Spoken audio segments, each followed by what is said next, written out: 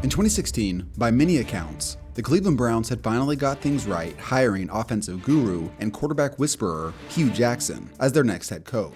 Hugh Jackson's going to hand the Jets their first loss. Hugh is going to bring the winning back to Cleveland. And I'm looking forward to representing the Cleveland Browns and helping this organization get to where we know it should be. Jackson was widely regarded as one of, if not the top head coaching candidate at the time. Players were thrilled at first. I really love what's going on, man. You know, we got a team full of guys that's buying into the new system, and I love the way that Coach Jackson is taking it. I knew that was a team and that was a coach I wanted to play for. All the players have really been drawn to Hugh. You got to have a great offense and a great quarterback if you want to win in the NFL consistently. To have a coach of this caliber coming to Cleveland was unheard of since the Browns had returned in 1999. But that enthusiasm was short-lived, and what started as a struggle to win a single game in year one, We're going to keep swinging. I've lost a lot right now. turned into a historical disaster. Pretty clear about the fact that Antonio Brown will use the blocked into the end zone. I'm not going 1-15. Well, I'll be swimming in the lake over there. Kaiser, good protection over the middle, intercepted. We got to change this drastically, and I just don't know how we're going to do it. At the 50, inside the 40, and the comeback at the 35. The time has come for me to make good on my word. On June 1st, I'm jumping in the lake. Breaking news out of Cleveland. The Browns have fired head coach Hugh Jackson. So what exactly happened during those years in Cleveland? You implied on Twitter that you were incentivized to tank. Explain what happened. Well, I need to really explain that. Let's take a closer look. But really quickly, how great is it that football season's back? I've been getting hyped up for the Deion Sanders era at Colorado, and I've been looking to find the best deal on some tickets. Luckily, that's where SeatGeek, today's video sponsor, came in clutch. With over 28 million downloads, SeatGeek is the #1 rated ticketing app. There are more than 70,000 events every single day on SeatGeek, including concerts, sports, festivals, and more. And with football season right around the corner, you gotta go check out a game. And SeatGeek's got you covered. They put all the tickets across the web in one place to make sure that you're getting a good deal. Each ticket is rated on a scale from 1 to 10, so look for the green dots, with green meaning good and red meaning bad. And every ticket is backed by their buyer guarantee. And SeatGeek is the only site that lets you return your tickets ahead of the event with swaps. And you know I came through for you guys. Use my code KTO for $20 off tickets at SeatGeek. That's $20 off your first purchase with promo code KTO. Make sure to click the link in the description to download the app.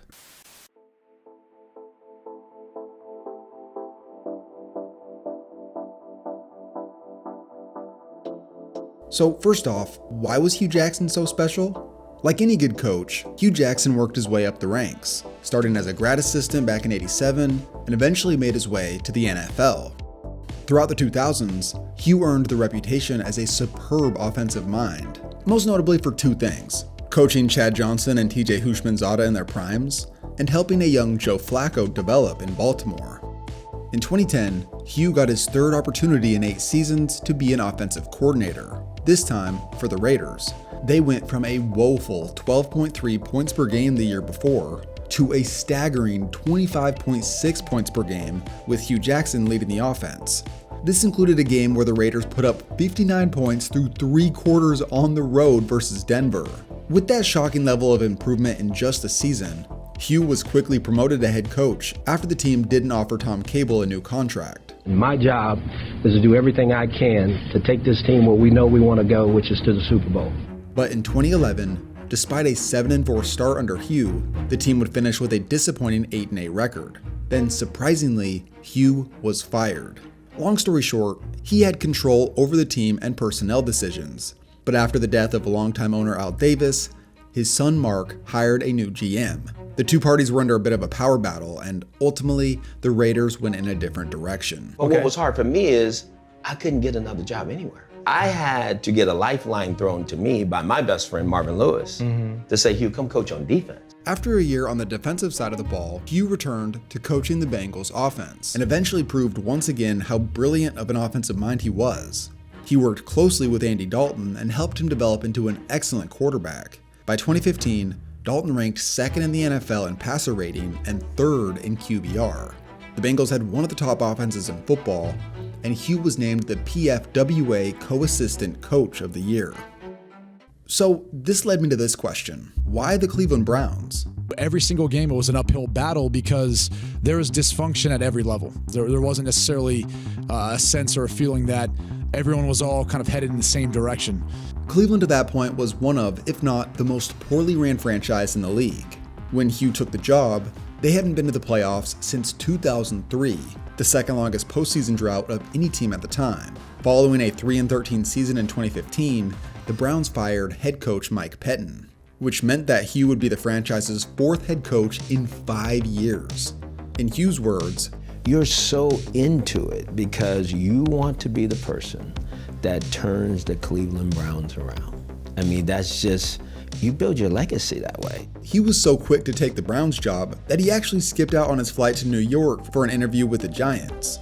Also, the Browns made it clear in the interview process they were going with a new approach. Analytics. Cleveland, though, decided a couple years ago, man, we're going to change it all up. We're going to go like analytics. By 2016, the debate over what was the best way to run a franchise can be characterized simply by two types of coaching and scouting: the old school approach and the analytics approach. Ultimately, the old school approach relies on the eye test and gut instincts, whereas analytics sees the game closer to that of a spreadsheet, a player being reduced to a handful of critical stats which are used to help make roster decisions. In the football world, many people are pretty skeptical about this new analytics approach. If you've seen the baseball movie Moneyball, this highlights the argument of these two styles perfectly. We are card counters at the blackjack table. We're going to turn the odds on the casino. And overall, no team simply uses one or the other. There is some sort of blend between the two. The Browns in 2016, however, were making it clear that after 2 years of research, they were going to use an unprecedented analytics approach. So they hired a lawyer, a baseball analytics guy, and Ryan Grigson, who butchered the Colts. One of the former Browns players called this approach the revenge of the nerds. I think people have a really warped view of maybe what analytics is. This approach, at best, was received with mixed reception. One of the worst-ran organizations was going to try a completely new way of roster building. And when Hugh was hired, he was well aware of this new approach. I have somebody I really trust and who does extensive research that I can tap into that has done a good job. So, what else was going on with this team at the time? Well, like I said earlier, the Browns were coming off a brutal 3-13 season in 2015. Entering Hugh's first season as head coach, they gutted the roster so much the team was nearly unrecognizable entering 2016. The big headline move was cutting ties with Johnny Manziel, confirming that there was going to be some sort of quarterback search in the near future. But also, the franchise parted ways with so many of the team's impactful veterans. This included the team's top receiver, their Pro Bowl center, their surging right tackle, and 3 of their most impactful defensive veterans, including former Pro Bowl free safety Tashawn Gibson. The man they brought in to replace Manziel was RG3, whose career had been completely derailed to that point. My leg got hit while I was going down. It was a pretty painful experience. He didn't even play in 2015 and ended up playing safety on the scout team throughout the season. Initially, the Browns possessed the number 2 pick. Some believed they were going to use this to draft Carson Wentz. Quarterback is about man-alytics. Tom Cruise in Captain Phillips or Saving Private Ryan. Carson Wentz was exactly what a quarterback is. But they ended up trading out for more draft capital. All in all, their analytics approach led them to acquiring 14 picks in 2016, more than anybody else. The two worth noting is wide receiver Corey Coleman, who the team hoped would become the number 1 wide receiver, and the surprise 3rd-round pick, Cody Kessler. Kessler was a quarterback that was viewed as a huge reach due to his limitations, but Hugh promised everybody it would work out. You made the comment to the media and everyone, you gotta trust me on this one. Well, you finna trust me this weekend. Overall, the 2016 Cleveland Browns, by almost all measures, were seen as one of the worst rosters in the league, and not much was expected of them. Entering week 1, RG3 had won the starting job. In the eyes of optimistic Browns fans like myself, imagining the 2012 rookie sensation version of him leading us to victory is what ran through our minds. Instead, we got instant reality. Just throwing a quick out to the left. Oh no, that's some effects of the previous play. It was bad enough that the team's starting quarterback went on injured reserve after just one game.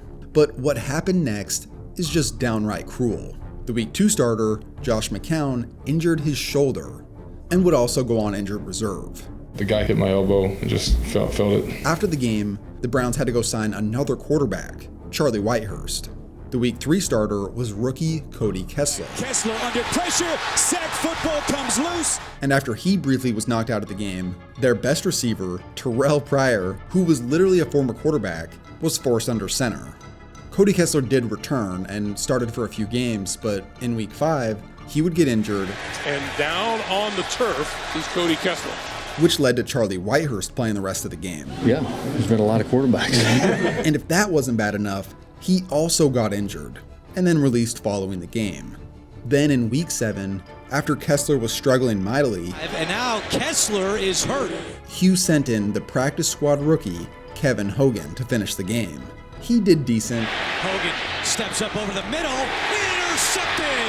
But they still went on to lose. So I suppose that went about exactly how we should expect it to have gone. In just the first 7 games, 6 guys took meaningful snaps under center. This brutal reality, along with the defensive struggles of the time, were a recipe for not just losses, but blowouts. Through 2016, the Browns lost by at least 13 points in 9 of their first 14 games. All signs were pointing toward this team finishing with 0 wins, something that only had been done once in the modern era of the NFL. But fortunately for Hugh, they eked out a victory versus the Chargers on Christmas Eve. By the end of 2016, the Browns and Hugh Jackson wrapped things up with the worst record in the NFL. With his job safe for the time being, Hugh would go on to make his infamous Lake Erie quote. No, I'm not going 1-15. No. Well, I'll be swimming in the lake over there somewhere. So that's not happening. The optimism had definitely diminished since Hugh was hired. Have things changed? No, they're still awful. But many understood just how bad this roster was and their terrible misfortune with injuries. Hugh had dealt with more quarterbacks under center than any other coach that season, and his best receiver was a former NFL quarterback. So, entering 2017, what did the front office do to help him out going into the next season? Well, they fired and hired a bunch of assistant coaches, and I'd say that free agency and trades kept them close to neutral. Then they acquired a large amount of draft picks, including 3 total first-round picks. The quarterbacks available to them included Mitch Trubisky, Patrick Mahomes, and Deshaun Watson. With their first-round capital, they elected to go a different route.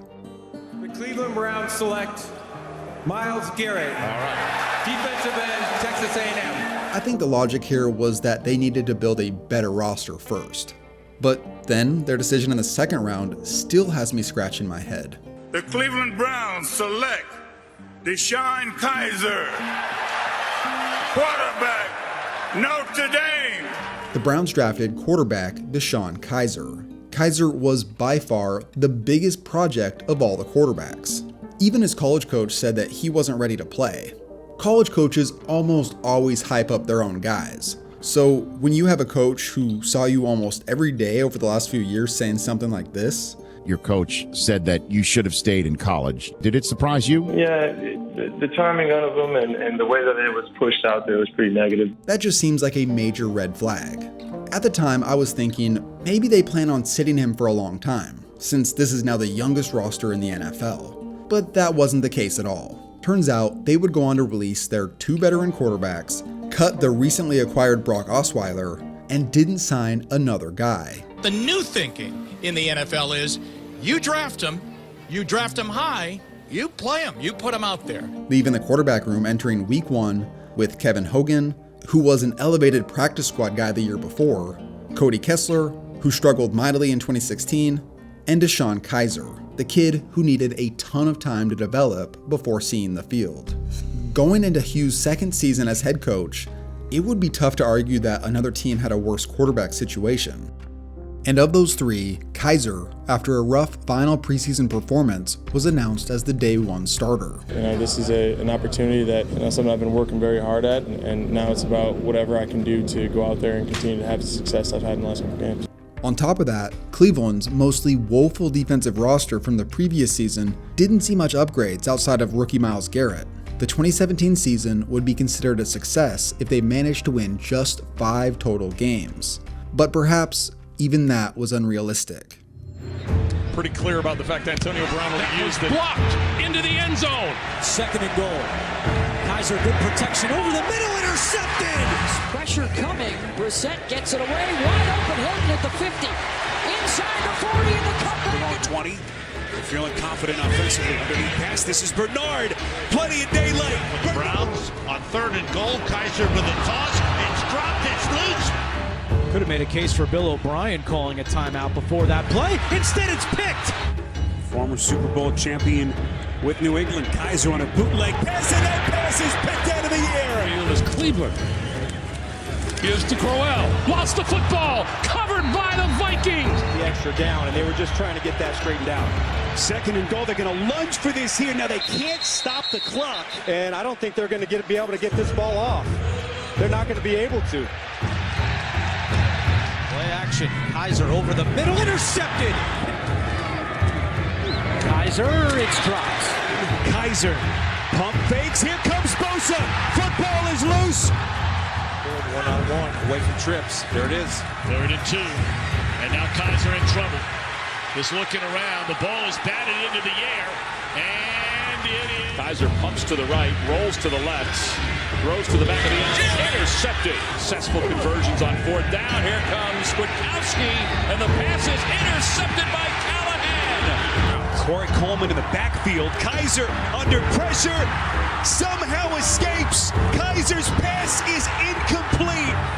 And that one goes right through your hands. With that final drop by 2016 first rounder Corey Coleman, this cemented the worst 2-season run in league history. Let me briefly tell you the hell that was Cleveland Browns football at this point in time. Number 1. The Browns became the 2nd franchise ever to finish 0-16 in a season. This came along with some other shockingly bad stats, like how the Browns had lost 50 of 55 games dating back to 2014. With the Bills making the playoffs in 2017, Cleveland now possessed the longest playoff drought of any franchise. Number 2, DeShone Kizer, the project quarterback who needed tons of time to develop, was thrown to the wolves. Not only did Kizer lead the league in interceptions, but tack on his 6 fumbles lost with a woeful lack of production. It's a tough spot to be in. I'm a winless quarterback in this league. Never won. If there was ever a player that proved just how much young quarterbacks need to be protected, it's Kizer. His confidence was shattered. He went on to be traded in the offseason and spent 1 year in Green Bay as a backup. Hopefully playing behind Aaron Rodgers in Green Bay will help him reset before never making another game day roster. And this time he will get sacked, lose the ball, and Mack took the ball away. Number 3, Joe Thomas. Hugh really hasn't been given an opportunity yet to prove what type of a coach he is. The plan for a few years here was to try to attain the highest draft picks possible. As that's going on, the coaches have a hard time winning any games because of the deck that they're given to play with. The beloved Browns left tackle, known for never missing a snap, tore his tricep 7 games into the season. Boy, this is Joe Thomas here, the Iron Man of Iron Men. He would never play another snap in the NFL as he went on to retire following the season. Number 4, Browns fans, in an act of mockery, celebrated the 0-16 season with a parade in Cleveland. And number 5, Hugh had said that the team was going to be better than 1-15 in 2017, or he'd jump in Lake Erie. As for Lake Erie, it's still pretty cold. There is a certain head coach here in Cleveland that said he was going to be jumping into that lake. Well, his record through 2 seasons was the worst 32-game start by any NFL coach ever. And Hugh took a swim. At the very least, he was a man of his word. Under almost any other circumstance, the coach would have been fired by this point. But with owner Jimmy Haslam's track record of firing coaches too quickly, along with the fact that the front office as a whole knew that this roster wasn't great, they gave Hugh one last chance in 2018. We are working towards making 2018 a much better year for the Cleveland Browns, and I'm hoping to also cleanse ourselves of all the losing by jumping in. So what changed going into 2018? The biggest decision was that the Browns hired a new GM, the aggressive John Dorsey. With the most draft capital and cap space of any team, Dorsey was ready to splurge, which he did. In a multitude of trades, the team brought in Pro Bowl receiver Jarvis Landry, veteran quarterback Tyrod Taylor, who helped the Bills reach the playoffs in 2017, and defensive back Demarius Randall, who had led the Packers in interceptions the previous year. They also made a handful of free agency signings, including veteran running back Carlos Hyde. Draft-wise, the Browns possessed the number 1 and number 4 overall picks. Of the 5 major quarterback prospects to choose from, Dorsey selected Baker Mayfield. Wow. Quarterback. I get excited here because we're going to take you the first pick in the draft. As this process went along, everybody really loved the person moving forward. And so, again, we're very happy to have him on our team.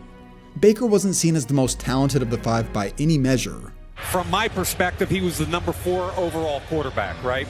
However, the defining trait in Baker's game was less about what he did on the field, as much as his persona. His confidence and bravado were commended by Hugh Jackson throughout the draft process. I kind of feel like he's a Pied Piper of Oklahoma football. The team also selected who they felt was the top corner in the class in Denzel Ward, 4th overall. They also selected running back Nick Chubb early in the 2nd round. With some of their younger developing stars like Myles Garrett prepping for year 2, this roster was seen as an improvement. But unfortunately for Hugh, he caught some tough breaks early in the 2018 season. In week 1, they took the Steelers to overtime. Roethlisberger from behind. The ball is popped up in the air. Late in the period, Joe Schobert intercepted this pass and took it back to the 10-yard line, essentially setting up a chip shot to win. But this unnecessary block in the back cost them major field possession, and the 43-yard attempt by Zane Gonzalez was blocked, resulting in a tie. Week 2, after this miracle throw by Tyrod Taylor to Antonio Callaway, from the end zone, catch made! Zane Gonzalez missed his 2nd extra point of the day. Then, after going down by 3, Gonzalez had a chance to redeem himself by tying things up to go into overtime. He missed again. He's missed to the left, he's missed to the right. Week 3. And now Taylor is going to go down. After Tyrod Taylor got hurt, Baker came in and saved the day versus the Jets. A little different, I agree with that. Here's one to Callaway. Helping them win their first game in a very long time. Pass is picked. Browns are going to win. Week 4. With the lead, it looked like the Browns had sealed the game with this run. But after a controversial spot that pushed them back a full yard. This one is close. All these big plays in this game, it comes down a couple of inches. Runner's elbow was down and the ball was short of the 19-yard line. The Browns were forced to punt and gave up the game-tying touchdown drive. Touchdown! And eventually lost. But Crane's kick is good to win it for the Raiders in overtime. And week 5, the Browns escaped versus Baltimore with one of the luckiest field goals I've ever seen.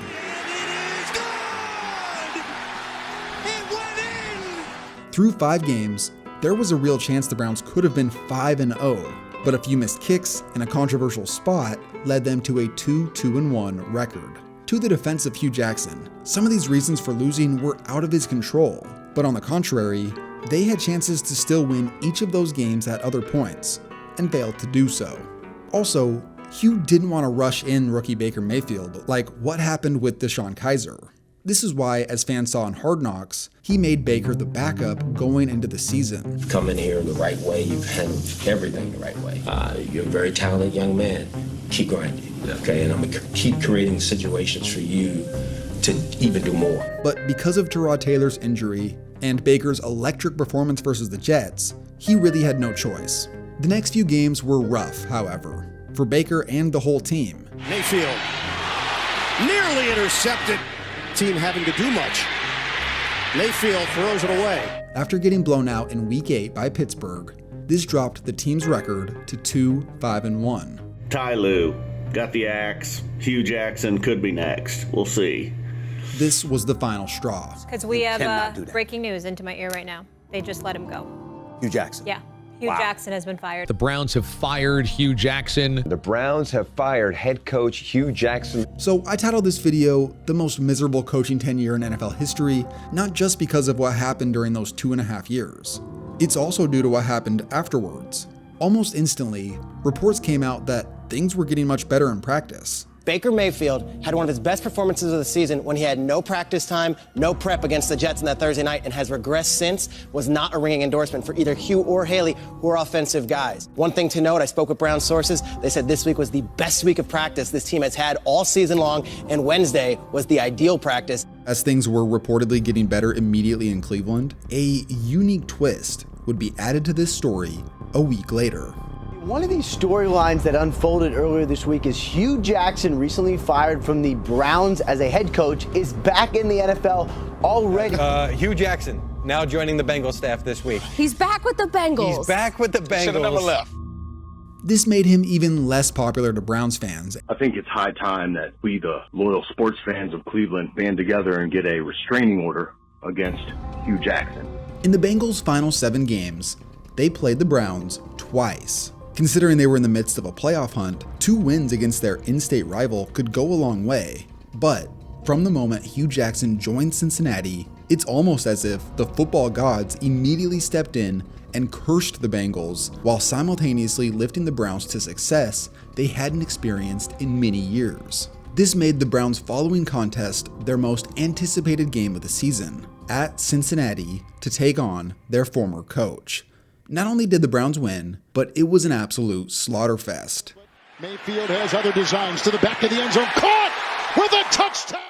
By the early third quarter, Baker Mayfield had thrown 5 touchdowns, and Cleveland jumped out to a 35-7 lead, going on to win with ease.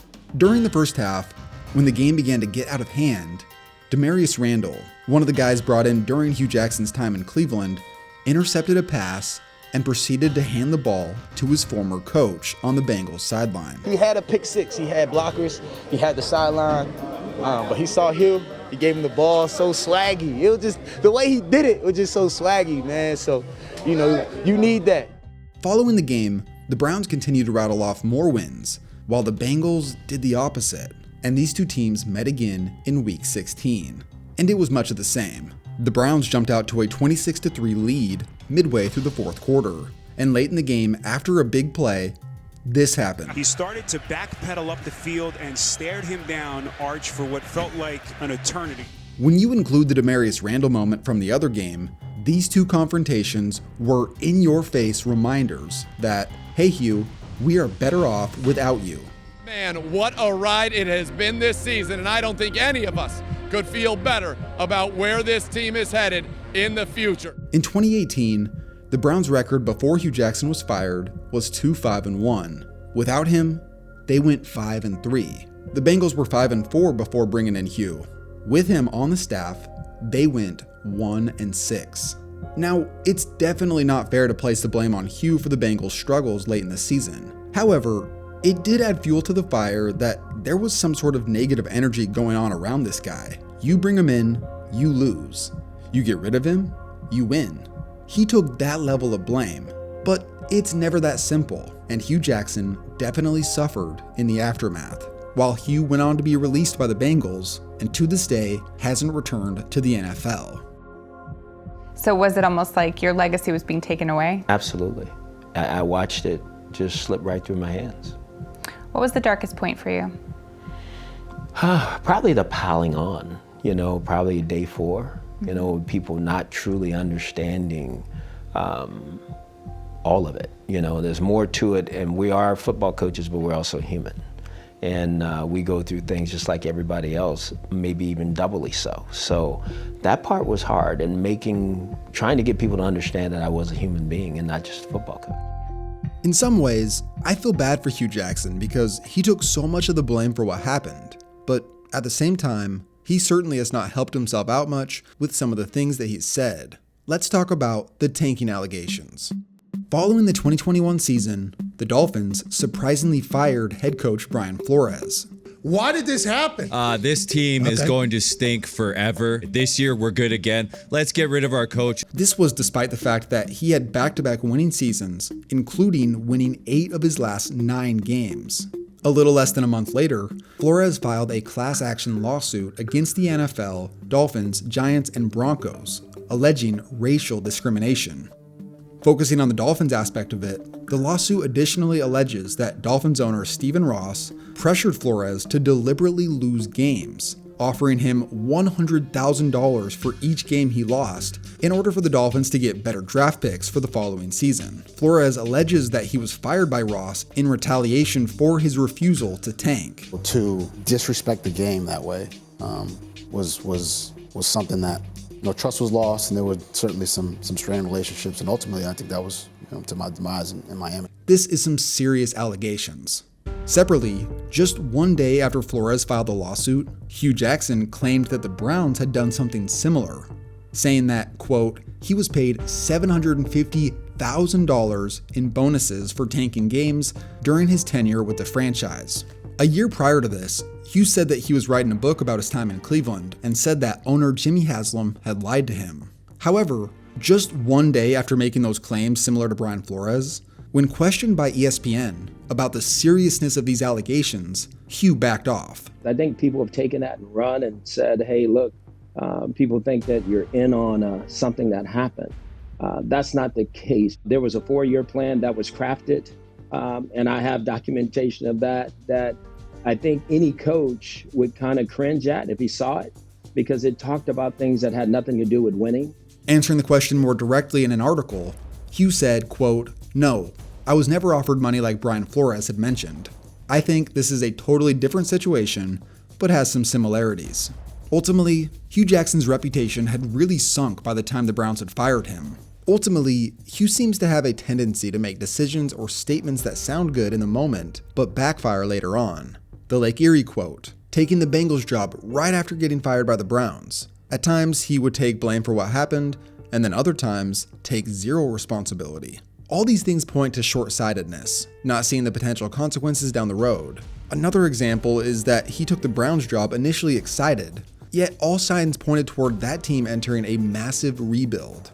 And above all these things, the tanking allegations only to be retracted a day later hurt Hugh the most. And this is made worse because there's evidence that Cleveland was actually tanking. I would not be surprised if the truth here is, Chris, that the Browns had a system of incentives that would show you're really not trying to win now. And that's a way to bake tanking into your broader structure without it being obvious. They just weren't as blunt and egregious as the Dolphins were with Brian Flores. I think this time last year we said this is going to be multi-year rebuilding. It is. Has this year been harder than we thought it would be? Yes. Now, overall, I think that Hugh Jackson is an intelligent football mind, which makes him cut out to be a great coordinator in the NFL. But he does lack the proper people skills necessary to be a head coach. When he was in Oakland, instead of taking the responsibility, he called out his players after the team lost the final regular season game. But as for what Hugh's doing now, I think the route that he's taken career-wise is an honorable one, with question marks about him ever coaching in the NFL again. Should he be a head coach immediately of a new team based on what he just did? Absolutely not. Hugh returned to where he started: college football. Following the path that Deion Sanders set with coaching HBCUs, Hugh recently took over as the head coach at Grambling State. Putting that all together, coaching staff, all of it, it was tough, but we made it through. And I think I had a better idea of what I needed to do as a head football coach. Why can't our minority young men go to an HBCU, be in an environment to where they can grow as young men on and off the field, and be prepared to go play and chase their goals in the National Football League? Because we create the right environment.